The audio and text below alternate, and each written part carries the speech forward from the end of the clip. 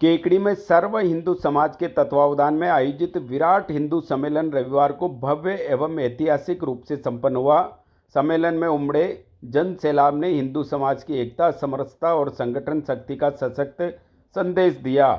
पूरे आयोजन स्थल पर जय घोष, भक्ति और उत्साह का वातावरण बना रहा।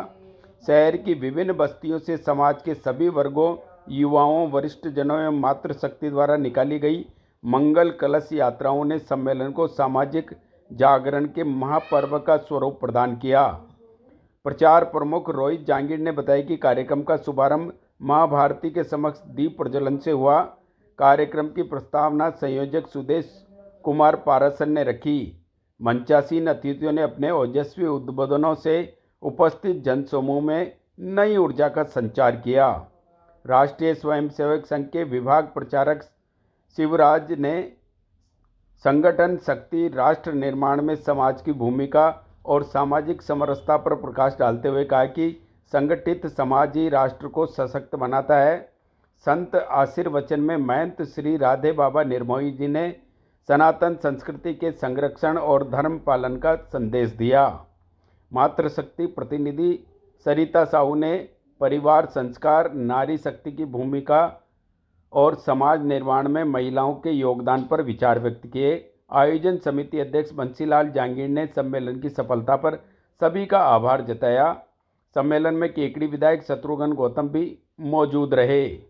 मंचासीन अतिथियों का स्वागत प्रियंका तारावत, ललिता चौधरी, सुमन सेन, शैतान तारावत, लादूलाल रेगर, रामेश्वर मांडिया, महावीर विजयवर्गीय, सुमित वाल्मीकि एवं रामावतार चौधरी ने किया। मंच संचालन डॉक्टर हरिओम शरण ने किया। कार्यक्रम के अंत में सर्व समाज ने धर्म, संस्कृति और राष्ट्र हित में निरंतर कार्य करने का संकल्प लिया। समापन भारत माता की आरती एवं सामूहिक भोजन प्रसादी के साथ हुआ।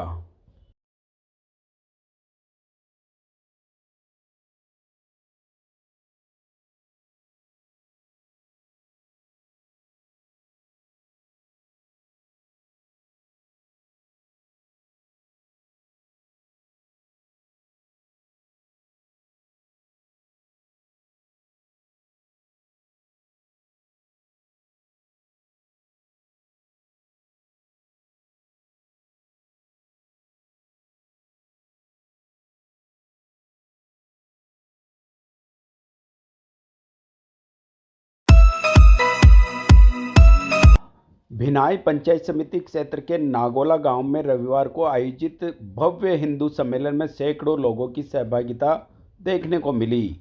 नागोला मुख्य बस स्टैंड स्थित स्कूल परिसर में हुए इस आयोजन में श्रद्धालु, युवा, महिलाएं, बुजुर्ग एवं सामाजिक संगठनों के कार्यकर्ता बड़ी संख्या में उपस्थित रहे। आयोजन समिति अध्यक्ष प्रहलाद साहू ने बताया कि सम्मेलन का उद्देश्य हिंदू समाज को संगठित करना, सांस्कृतिक चेतना और जागृत करना एवं राष्ट्र हित के विषयों पर संवाद को आगे बढ़ाना रहा। कार्यक्रम का शुभारंभ भगवान श्री राम व भारत माता को पुष्पांजलि अर्पित कर किया गया। वातावरण जय श्री राम के उद्घोष से गूंज उठा। मुख्य अतिथि महंत श्री 1008 श्यामदास महाराज निर्मोही अखाड़ा बडली ने युवाओं से अपनी संस्कृति पर गर्व करने का आह्वान किया। विश्व हिंदू परिषद के जिला प्रचारक नरेंद्र ने कहा कि हिंदू समाज की सबसे बड़ी शक्ति उसकी एकता है तथा जातिवाद समाज की एकता में बाधक है। उन्होंने राष्ट्रीय स्वयंसेवक संघ की 100 वर्षों की यात्रा का भी उल्लेख किया। सम्मेलन में महंत श्री सत्यनारायण दास, महंत शंभुदास महाराज, पंडित गणेश लाल शर्मा सहित अन्य वक्ताओं ने भी विचार रखे। आयोजन समिति की ओर से संतों व अतिथियों का स्वागत सम्मान किया गया।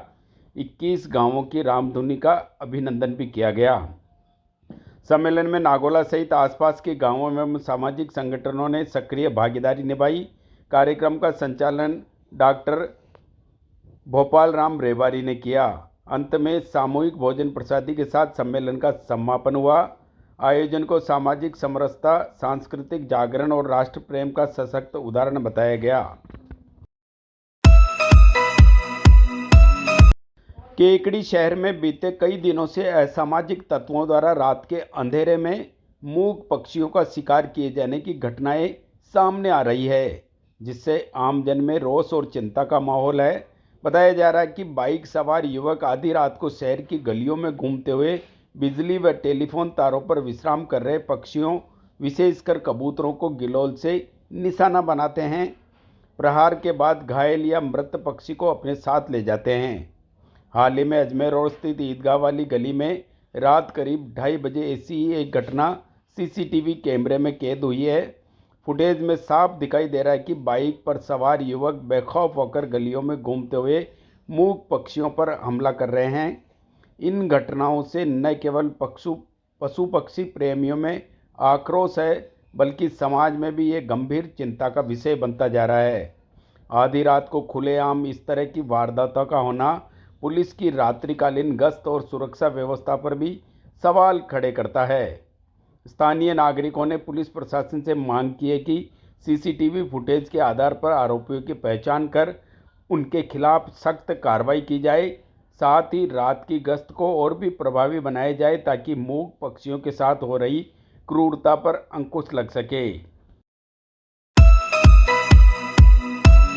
लॉयंस क्लब केकड़ी के तत्वावधान में डीडी नेत्र फाउंडेशन कोटा द्वारा स्वर्गीय ठाकुर साहब लक्ष्मण सिंह राठौड़ एवं स्वर्गीय सौभाग्य कंवर की पुण्य स्मृति में रविवार को लॉयंस भवन पोकीनाडी जयपुर रोड पर विशाल निःशुल्क नेत्र एवं मल्टी स्पेशलिटी चिकित्सा शिविर आयोजित किया गया। शिविर में कुल 117 रोगियों की जांच की गई, जिनमें से 48 रोगियों को नेत्र ऑपरेशन के लिए चयनित कर कोटा भेजा गया। उद्घाटन समारोह में मुख्य अतिथि प्रांतपाल लॉयन रामकिशोर गर्ग अजमेर ने मानव सेवा को सर्वोच्च धर्म बताया। विशिष्ट अतिथि भामाशाह भागीरथ सिंह राठौड़, प्रांतीय सभापति लॉयन एहसन न्याती, संभागीय अध्यक्ष लाइन आशुतोष माहेश्वरी एवं क्षेत्रीय अध्यक्ष खुश मुंदड़ा ब्यावर ने शिविर की सराहना की। समारोह की अध्यक्षता लॉयन निरंजन चौधरी ने की तथा संचालन लॉयन भागचंद मुंदड़ा ने किया। कोषाध्यक्ष लॉयन विनय पांडे ने बताया कि सभी रोगियों की शुगर व बीपी जांच के साथ भोजन व्यवस्था की गई है। उपाध्यक्ष लॉयन पुरुषोत्तम गर्ग के अनुसार चयनित रोगियों के ऑपरेशन 9 फरवरी को कोटा में होंगे, जिनकी यात्रा, आवास एवं चश्मा वितरण निःशुल्क रहेगा। मल्टी स्पेशलिटी शिविर में दंत रोग विशेषज्ञ डॉक्टर श्रद्धा कंवर ने 25, हड्डी रोग विशेषज्ञ डॉक्टर खुशवंत सिंह राठौड़ ने 35 एवं फिजियोथेरेपी विशेषज्ञ डॉक्टर रामेश्वर चौधरी ने 42 रोगियों की जांच व उपचार किया। डीडी नेत्रालय कोटा की डॉक्टर फरहीन मिर्जा सहित मेडिकल टीम का लॉयंस क्लब द्वारा अभिनंदन किया गया। शिविर को सफल बनाने में Lion Murari Garg, Lion Dinesh Garg, Vikas Maheshwari, Lion Vinay Kataria, Lion Seema Chaudhary, Lion Riya Chaudhary, Rakesh Jain, Arvind Nata, Lion Brajesh Gupta, Lion Shailendra Wadhwani, Rajesh Soni, Laxman Sanjay Jain, Lion Jagdish Fatehpuria, Lion Brajesh Pareek, Kailash Garg, Lion Monu PT, Leo अध्यक्ष अमित गर्ग, लियो अंकुर सिंगल, अखिलेश चौकड़ीवाल, अर्पित गर्ग एवं सेवानिवृत्त अध्यापक गोपाल लाल वैष्णव का विशेष योगदान रहा। आभार प्रदर्शन लॉयन ब्रजेश गुप्ता ने किया। केकड़ी के पटेल स्पोर्ट्स कॉम्प्लेक्स में school games federation of India के तत्वावधान में आयोजित 69वीं अंडर 14 छात्र छात्रा राष्ट्रीय खो खो प्रतियोगिता की समीक्षात्मक बैठक रविवार को नगरपालिका सभागार में संपन्न हुई। बैठक में प्रतियोगिता के सफल आयोजन पर चर्चा की गई तथा सहयोगी भामाशाहों एवं उत्कृष्ट कार्य करने वाले कार्मिकों को सम्मानित किया गया। मुख्य अतिथि जिला शिक्षा अधिकारी प्रारंभिक अजमेर गोविंद नारायण शर्मा ने आयोजन से जुड़े भामाशाहों व कार्मिकों के योगदान की सराहना की। अध्यक्षता सीबीओ केकड़ी गोपीलाल कीर ने की। उन्होंने पंच गौरव कार्यक्रम के अंतर्गत जिलों में खेलों को बढ़ावा देने की योजना की जानकारी दी। आयोजन समिति के सदस्य सत्यनारायण चौधरी ने आय व्यय का विवरण प्रस्तुत किया। वहीं नियंत्रण समिति संयोजक राधेश्याम कुमावत ने सांस्कृतिक, परिवहन व चिकित्सा व्यवस्थाओं की प्रशंसा की।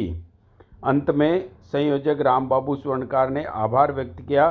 बैठक में शिक्षा एवं खेल जगत से जुड़े अनेक शिक्षक व गणमान्य जन उपस्थित रहे। हॉस्टल विद्यार्थियों के चारित्रिक, मानसिक और सामाजिक विकास के लिए कितना जरूरी है, आइए हम जानते हैं अपने मेंटर विवेक बिंद्रा जी से। कम से कम 2 साल बच्चे को जिंदगी में हॉस्टल जरूर डालना चाहिए। जो बच्चे हॉस्टल में रहते हैं ना, वो हर समय उनके पास मम्मी पापा नहीं होते हैं, और वो क्वालिटी उसके अंदर सेल्फ रिलायंस बिल्ड करती है। यहां पे जब घर में जितनी जरूरत पड़ी पैसा मिल जाता है, वहां वो बजटिंग सीख जाता है, वहां वो सेविंग सीखता है, वहां वाइजली स्पेंड करता है। कॉन्सिक्वेंस इसका यह है कि वो इंडिपेंडेंट रहता है, तो बच्चे के अंदर कॉन्फिडेंस अलग लेवल का आ जाता है, और वो कई प्रॉब्लम्स के साथ डील कर पाता है, क्योंकि हर समय हर चीज उस बच्चे के हिसाब से नहीं होती है। हॉस्टल में वास्तव में नहीं होती, तकलीफों में आता है वो, और उस समय उसके पास में पेरेंट्स नहीं होते कंप्लेंट करने के लिए कि मम्मी मेरे को ये खाना ठीक नहीं लगा, दोबारा बना दो, दूसरा बना दो, तीसरा बना दो। वहां पे उसको मेस का खाना खाना पड़ता है। वो सेल्फ रिलायंस देता है, स्केड्यूल का फर्क पड़ने लग जाता है, स्केड्यूल का दिमाग में सेट हो जाता है। जो बच्चे जिंदगी भर हॉस्टल में पड़े हैं ना, वो सुबह जल्दी उठते हैं जिंदगी भर। जो बच्चे जिंदगी भर हॉस्टल में पड़े हैं, वो बड़े सेट टाइम पे नाश्ता खाना खाते हैं। और यहां पे क्या है, घर के अंदर तो रूटीन फ्लेक्सिबल है, कभी रात को 1 बज रहा है, कभी वेब सीरीज पे मिर्जापुर लगा रखी है, दिमाग खराब किया हुआ है। हॉस्टल में लाइफ डिसिप्लिन होती है भैया, उनका वे ऑफ वर्किंग बिल्कुल शेड्यूल बेस्ड रहता है, फिक्स टाइम होता है हर चीज का, नाश्ते का, खाने का, हर चीज का। उससे वो फर्क पड़ता है उसकी लाइफ में। बच्चों को पता चल जाता है मुझे अगला क्या करना है, अगला क्या करना है मालूम है। शेड्यूल उसको कंसिस्टेंसी देता है, शेड्यूल उसको स्टेबिलिटी देता है, वो अपने डिस्ट्रैक्शन को खत्म करके फोकस कर सकता है। उसकी लाइफ बड़ी डिसिप्लिन हो जाती है। डे स्कॉलर की लाइफ नेबरहुड पे, पड़ोसियों पे, रिश्तेदारों पे, घर के अलग अलग सामाजिक जो उनकी जिम्मेदारियां उस पर डिपेंड करता है। लेकिन हॉस्टल में कोई डिस्टर्बेंस एक्सटर्नल नहीं है, वहां एक ही फोकस है। सुंदर पिचाई बोलते थे ना इस बारे में कि पड़ोसियों के चक्कर में कई बार रात को लेट होते थे हम लोग। कोई फंक्शन है, सेलिब्रेशन है, कुछ त्योहार है, कुछ है, अगले दिन स्कूल मेरा मिस हो जाया करता था। और एक चीज जो मैंने हॉस्टल में सीखी है, मेरा एक बचपन का दोस्त था तेंजिंग, जो मेरे साथ हॉस्टल में पढ़ता था, तेंजिंग अरुणाचल प्रदेश से। अभी मैं अपने भाई की शादी में गया था, और वो भाई की जब शादी में मैं गया गुवाहाटी, तो तेंजिंग भी अरुणाचल प्रदेश से गुवाहाटी आया था। वो मेरे बचपन का दोस्त था, और हमने काफी टाइम साथ में दिया। मैं कुछ फोटोग्राफ भी शेयर कर देता हूँ यहाँ पे। क्या कहना चाहता हूँ, यहाँ क्रॉस कल्चरल एक्सपोजर मिल जाता है आपको। जो है बच्चे को बाजू के शर्मा जी, वर्मा जी, या हो सकता है तिवारी जी मिल सकते हैं, लेकिन अगर हॉस्टल लाइफ में उसको देश भर की कंट्री के अलग अलग कल्चर के लोग मिलते हैं। क्योंकि भारत जो है ना, वो एक देश नहीं, एक कॉन्टिनेंट है। भारत अपने आप में एक अलग दुनिया है। भारत के अंदर 9 मेजर धर्म है, 28 से ज्यादा राज्य हैं, और 19,500 डायलेक्ट हैं। डायलेक्ट मतलब एक भाषा का, सब भाषा को डायलेक्ट बोलते हैं एक तरह से। तो हॉस्टल एक फिट प्लेटफॉर्म है जहां पर उसको अपॉर्चुनिटी मिलती है अलग अलग कल्चर से, जो उसके कल्चर के बाहर के लोग हैं उनसे सीखने को, उनके साथ मील शेयर करने के लिए, उनके साथ झूले पे बरसात में आराम से बाहर बैठते हुए गप मारते वक्त वो नए नए कल्चर को सीखता है। अलग अलग प्रकार के बच्चे हैं वहां पे। वहां हरियाणा का बच्चा भी होगा, रखे कर है, पंजाबी भी होगा, पाजी किद्दा, और वहां इलाहाबाद का लड़का भी होगा, अरे कहां बतिया रहे हो भैया, थोड़ा आप बैठिए। तो अलग अलग प्रकार के लोगों से मिलेगा, एक्सपोजर मिलेगा उसको, इंटरैक्ट करने का, कोलैबोरेट करने का, डाइवर्स ग्रुप के अंदर।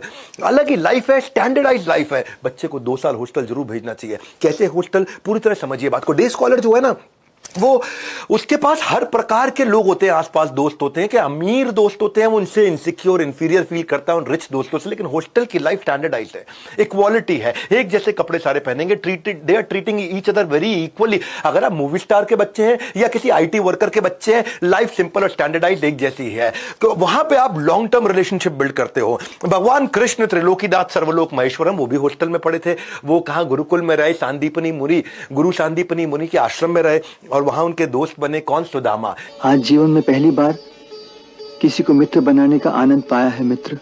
दोनों बाद में सेपरेट हो गए। सुदामा अपनी जिंदगी जी रहे, ये त्रिलोकीनाथ सर्वलोक महेश्वरम द्वारकाधीश, द्वारका धाम में रह रहे थे। और जब पता चला कि कौन आ रहे हैं, चक्रवर्ती सम्राट आ रहे हैं, नहीं, गरीब ब्राह्मण सुदामा आ रहा है, तो भगवान भागते हुए गए अपने महल से बाहर, उनको हाथ पकड़ के लेके आए, अपने राज सिंहासन पे बिठा के उनके पांव धोए। और उनके पांव धोने के बाद रुक्मिणी भी जो थी, वो भी ईर्ष्या करने लग गई, ऐसे कौन आ गए जिनको भगवान पंखा कर रहे हैं यहां बिठा के और 56 भोग खिला रहे हैं। ये है हॉस्टल लाइफ। ये हॉस्टल लाइफ की दोस्ती होती है, अलग ही लेवल की दोस्ती होती है, रिलेशनशिप जिंदगी भर रहते हैं।